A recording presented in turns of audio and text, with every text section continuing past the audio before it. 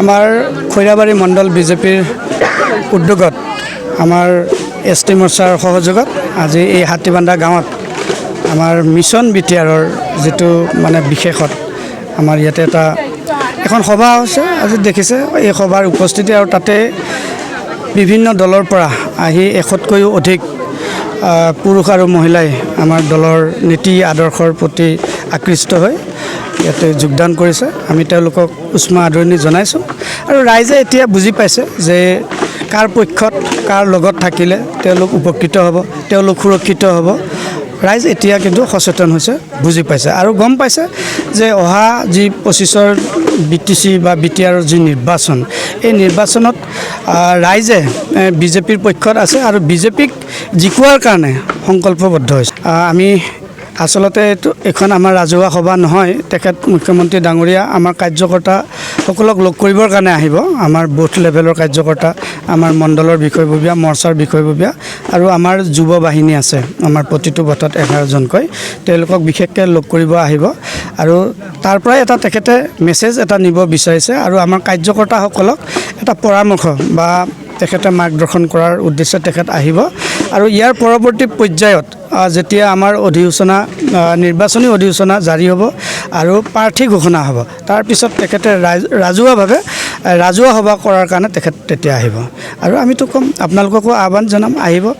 কাৰণ সেইদিনাখন যদিও সাংগঠনিক সভা, তথাপি আপোনালোকৰ স্থান নিশ্চয় ক'ৰবাত নহয় ক'ৰবাত থাকিব আৰু যিসকল ৰাইজ তথাপিতো মুখ্যমন্ত্ৰী ডাঙৰীয়া যেতিয়াই যি ঠাইত আহে অকল কাৰ্যকৰ্তাই নহয়, তেখেতক ভাল পোৱা মানুহ বা তেখেতক বিচৰা মানুহ, ৰাইজ তেখেতক লগ কৰিবৰ কাৰণে যায়।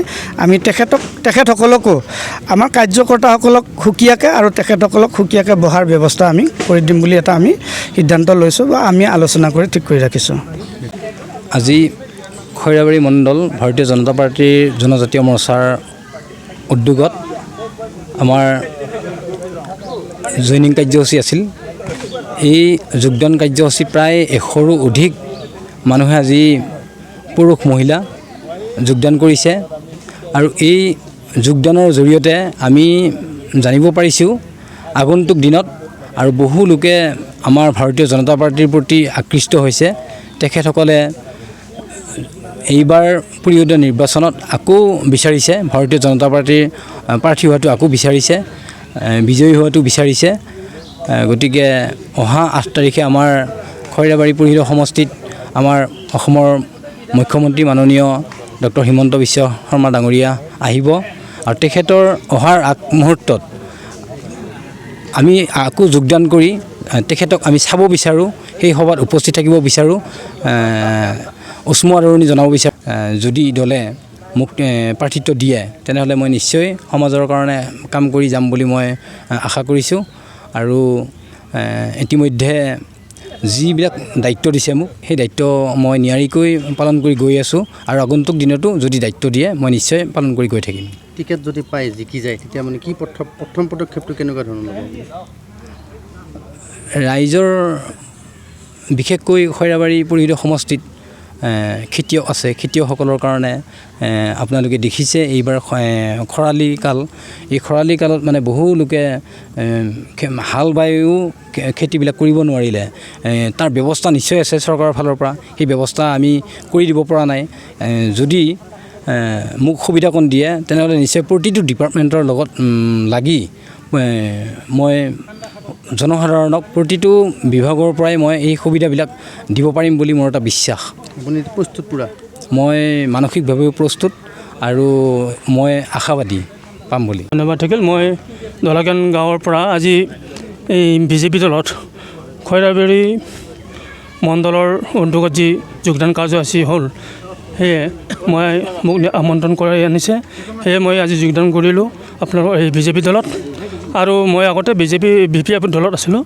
BPF দল যিহেতু এতিয়া মাত্ৰ বিধায়কজনহে আছে আৰু APPLৰো আমি দেখা পালোঁ যে বিশেষ সমাজত একো মানে গৰিহণা নাই, গতিকে তেওঁলোকৰ ওপৰত আমাৰ ভৰসা নাই আৰু নিশ্চয় এইবাৰ বিজেপি দলে জয়লাভ কৰিব, তেওঁলোকে নিৰ্বাচনত জিকিব আৰু বিজেপি দলে কোকৰাঝাৰত অৰ্থাৎ BTCত চিফজন তেখেতসকলৰে হ'ব বুলি আমি দৃঢ় বিশ্বাস।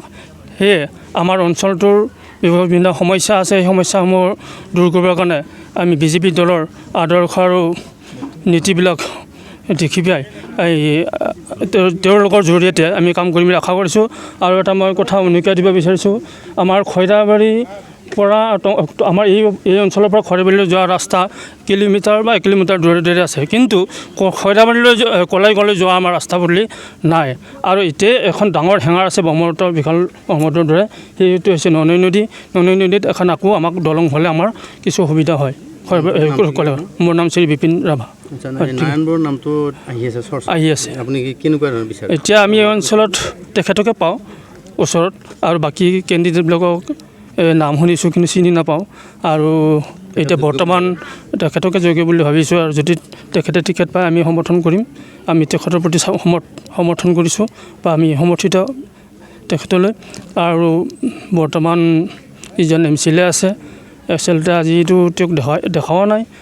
আৰু যিটো আমি আশা কৰিছিলোঁ তেওঁৰ দ্বাৰা যিটো শাসিত দলৰ তেওঁ এজন MCLA, তেওঁৰ পৰা আমি একো আশা কৰিব নোৱাৰোঁ ভৱিষ্যতে। সেইকাৰণে আমি এজন বেলেগ কেণ্ডিডেট হ'লে আমি নিশ্চয় ষ্ট্ৰং কেণ্ডিডেট হ'লে সকলোৱে তাত সমৰ্থন দিব।